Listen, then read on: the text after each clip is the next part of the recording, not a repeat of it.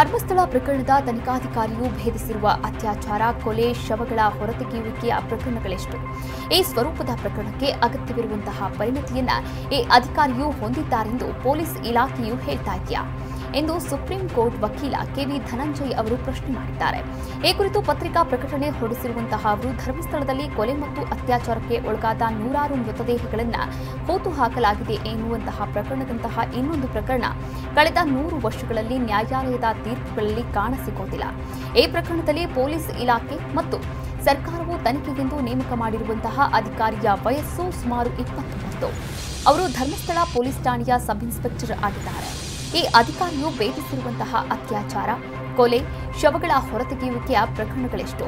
ಈ ಸ್ವರೂಪದ ಪ್ರಕರಣಕ್ಕೆ ಅಗತ್ಯವಿರುವಂತಹ ಪರಿಣತಿಯನ್ನ ಈ ಅಧಿಕಾರಿಯು ಹೊಂದಿದ್ದಾರೆಂದು ಪೊಲೀಸ್ ಇಲಾಖೆಯು ಹೇಳ್ತಾ ಇದೆಯೇ ಎಂದು ಪ್ರಶ್ನೆ ಮಾಡಿದ್ದಾರೆ.